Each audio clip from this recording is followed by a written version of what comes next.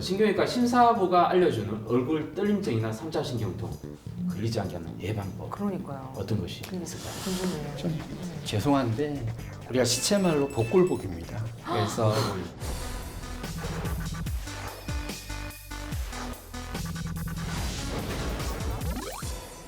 난망닥터는 김사부, 신경외과 의학정보는 신사부. 안녕하세요. 의사 출신 기자 동아일보 이진한 의학전문 기자입니다. 네, 안녕하세요. 헬스조선 의학전문기자 이금숙입니다. 대한신경외과학회에서 일반인들에게 뇌와 척추 분야의 유익한 정보를 정확하게 알리고자 시작한 신경외과 신사부. 오늘의 주제는 바로 얼굴 떨림증입니다.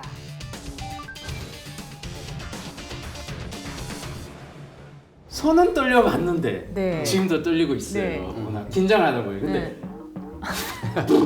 얼굴이 떨리다뇨. 또 의외로 또 얼굴 떨림증을 호소하는 분들이 있다고 하는데 좀 일상에 많은 또 지장을 받는다고 합니다. 오늘 정말 궁금한 시간인데요. 이를 해결하기 위해 대한신경외과학회 산하 대한정의기능신경외과학회 홍보위원님을 모셨습니다. 안녕하세요. 안녕하십니까. 우선 좀 길긴 긴데 이 대한정의기능신경외과학회 네, 어떤 학회를 말하는지 이름이 설명 좀 부탁드립니다. 이름이 참 어렵죠. 원래 이제 대부분의 의학 분야는 암이 주변으로 전이가 되면 항암제나 방사선을 이용해서 파괴적인 방법으로 치료를 하는 게 이제 대부분의 현대 의학의 치료 방침입니다.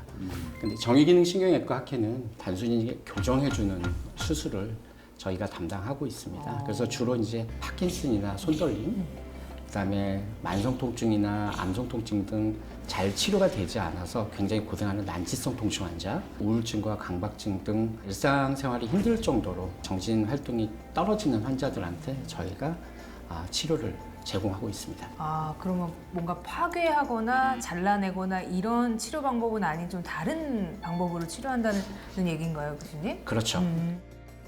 얼굴이 떨리는 것은 우리가 흔히 일반인들은 마그네슘 부족 뭐 이런 얘기도 하시고. 맞아요. 마그네슘 그죠? 네, 정말 그런 건지 그 원인이 있다면 어떤 것이 있을까요? 우리가 알고 있는 마그네슘의 부족은 전신적으로 부족하기 때문에 눈 밑에만 떨리지는 않을 거고 우리가 집중하고 있는 것은 이제 편측입니다. 얼굴이 떨림증이 한쪽에서만 일어나는 증상을 이야기하는 겁니다. 그러니까 주변에 할머니들 보면 한쪽 눈을 심하게 떨리는 맞아요. 이런 양상을 나타내는 분들이 계신데 운동신경에 문제가 생기는 걸 편측 안면 경련, 그다음에 감각신경에 문제가 생겨서 칼을 베는 듯한 통증이 편측에서 발생하게 되면 3차 신경통이라고 저희가 이야기를 합니다. 그러면 네. 떨리면은 편측 안면경련, 그다음에 통증이 살을 베는 듯이 심하면 3차 신경통 이렇게 네. 좀 이해를 하면 될까요? 그러시면 됩니다. 원인은 왜 생기는 거예요? 교수님? 원인은 뇌에 있는 신경은 뇌 안에서 만들어져서 뇌 밖으로 나오는데 우리가 보면 그 부분이 노출이 되는 거죠, 신경이. 그러면 우연히 미세 혈관이 그쪽에 끼게 되면 심장이 박동할 때마다 일정한 자극이 주변에 있는 신경으로 합선돼서 전달이 됩니다. 그래서 눈을 움직이게 하는 자극이 들어갔음에도 불구하고 합선이 되기 때문에 입까지 모두 떨리는 그런 문제가 생깁니다. 합선이 된 거구나. 네. 3차 신경통도 합선이 원인이에요? 예, 합선이죠. 그러니까 이것도 저 얼굴의 이제 감각, 그다음에 입 소국, 그다음에 혀 등의 일반 감각을 담당하고 있는 게 3차 신경인데 거기에 합선이 되어 있으면 칼로 베는 듯한 통증, 그다음에 상처가 났을 때 밴드를 끼워 보면 우리가 욱신욱신 아프잖아요. 네. 그게 이제 욱신욱신이라고 하는 게 심장의 박동하고 비트가 비슷합니다. 그래서 이제 저희가 3차 신경의 특징은 욱신욱신한 통증이라고 알고 계시면 그럼 되겠습니다. 심장이 뛸 때마다 욱신욱신. 그렇죠. 그것도 그러니까 혈관과 관련돼 있기 때문에 그렇죠. 네.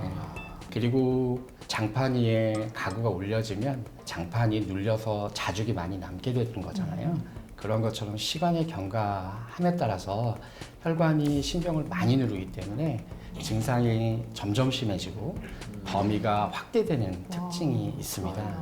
그리고 이제 편측 안면 경련 같은 경우는 일반적으로 눈 주위 근육이 떨리면서 광대뼈 근육, 그다음에 입꼬리 근육까지 점차적으로 범위가 확대되고 실룩거리게 되는 거고요. 처음엔 여기부터 떨리다가 이제 점점 늘어나는 그렇죠. 거구나. 네, 그리고 이제 3차 신경통은 범위가 정확하게 정해져 있는 게 특징이에요. 이마 쪽이 아픈 부분, 로마 병사의 투구를 보게 되면 코까지 연결되는데 그 부분은 이제 1차 신경이라고 이야기를 하고 광대뼈하고 상악이라고 이야기를 하죠. 윗니빨에 해당하는 부분은 2차 신경, 그 다음에 하악이라고 해서 우리가 입을 벌릴 때 열어지는 뼈 해당하는 부분이 3차 신경에서 그 부분이 한 군데만 아프기도 하고 섞여 있어서 아픈 게 가장 큰 특징이라고 이야기할 수 있겠습니다. 그럼 이 병원에 찾아갔어요, 막상 그죠? 찾아갔는데 이런 증상으로만 뭐 치료받을 수 없는 거고 진단을 또 받아야 되지 네. 않습니까? 정확하게 어떻게 네, 정확하게 어떤 진단을 해야 됩니까? 신경외과 의사를 만나면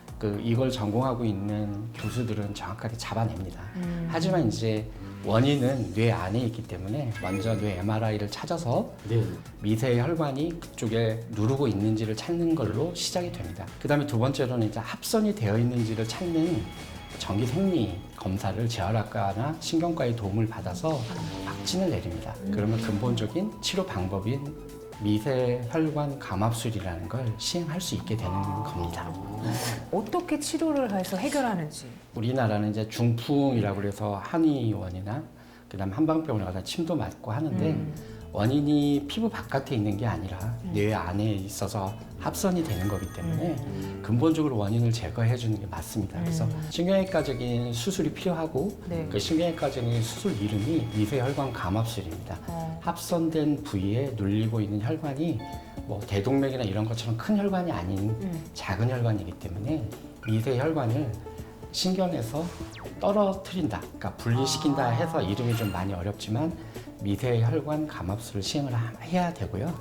현측 안면 경련과 같은 경우는 완치율이 95%, 그다음에 3차 신경통 같은 경우는 조금 더 의사의 요도가 좀 많이 진행이 되는데 한 평균적으로는 한 85% 정의 완치율이 나타나기 때문에 약물이나 재활치료를 진행을 하는 것보다는 정확하게 진단을 받고 신경외과에서 미세혈관 감압술 시행을 받으면 안면의 떨림이라든지 통증은 저희가 완치될 수 있다라고 자신 있게 이야기할 수 있는 훌륭한 치료법입니다. 얼굴 떨림증 3차 신경도 얼마나 우리 삶의 질을 떨어뜨리는 너무 것입니까? 떨어뜨리죠. 그래서 그 고통을 참지 말고 신경외과 쪽에 문의를 하시면 좀 해결책이 보이지 않을까 생각합니다. 신경외과 심사부가 알려주는 얼굴 떨림증이나 3차 신경통 걸리지 않게 하는 예방법 그러니까요. 어떤 것이 있을까요? 궁금해요. 죄송한데 우리가 시체말로 복골복입니다. 그래서 임상적으로는 폐경 후에 네네. 40대 이후에 과체중의 여자분이 네. 고혈압을 가지고 있는 경우 네. 왼쪽에 많이 생긴다고 그래서 아, 그 환자 비율로 따져보면 거의 7대 3 정도 여자분들이 좀 오. 많습니다. 특별한 예방 방법은 없는 걸로 나와 있습니다.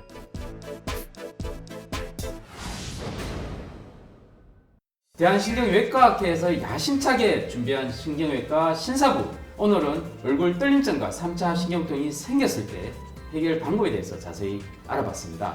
다음 주에도 대한민국 신경외과 최고 명의들을 모시고 알찬 정보와 함께 돌아오겠습니다. 구독과 좋아요. 알림 설정은 사랑입니다. 아, 내가 해야 돼?